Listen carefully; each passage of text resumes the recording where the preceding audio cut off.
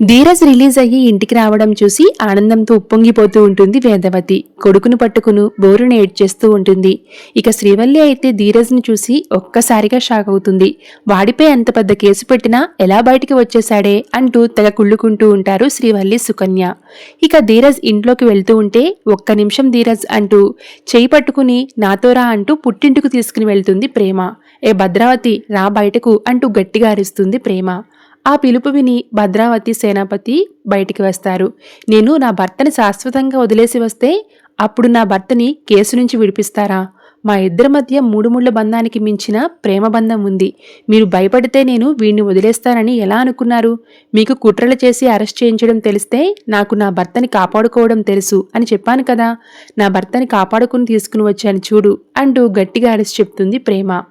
మీరు ఎన్ని కుట్రలు చేసినా కూడా ప్రతిసారి ఇలాగే కాపాడుకుంటాను. గుర్తుపెట్టుకోండి. వీడి నుంచి నన్ను మీరు ఎంత దూరం చేయాలని చూస్తే నేనంత దగ్గర అవుతాను. వేరు చేయాలని చూస్తే మా బంధం అంత బలపడుతుంది. నా నుంచి నా ప్రాణం దూరం చేయొచ్చేమో కానీ వీడిని మాత్రం దూరం చేయలేరు అని తెలుసుకోండి అని వార్నింగ్ ఇస్తుంది ప్రేమ. ఓడి అమ్మ, ఇదంతా నీ స్కామా భద్రం? ఈ కొంపలు కూల్చే కార్యక్రమానికి కథానాయకివి నువ్వే అన్నమాట. మా మామగాడు చిడతల బ్యాచ్ అన్నమాట అని గాలి తీసేస్తూ ఉంటాడు ధీరజ్.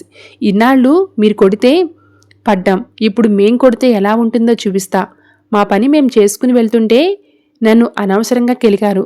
మరి మీకు రిటర్న్ గిఫ్ట్ ఇవ్వాలి కదా, ఇస్తా. మీకు దిమ్మ తిరిగిపోయే గిఫ్ట్ ఇస్తా. మీ ఇద్దరికి మడతకాజ తినిపిస్తా అని వార్నింగ్ ఇస్తాడు ధీరజ్. ఇక రామరాజు వచ్చి, ఒరేయ్, నా కుటుంబమే నా బలం అని చెప్పాను. నా కుటుంబంలో ఎవరికేం కష్టం వస్తే అందరం కోటలా నిలబడతామని చెప్పాను. ఆ మాట మరొకసారి నిజమయ్యింది. మీరు ఎన్ని చేసినా నా వాళ్ళని, నా కుటుంబాన్ని మీరు ఏమీ చేయలేరు. ముందు తెలుసుకుని చావండి. ఇప్పటికైనా మారండి అని స్వీట్ వార్నింగ్ ఇస్తాడు Ramaraju. Thank you so much for watching.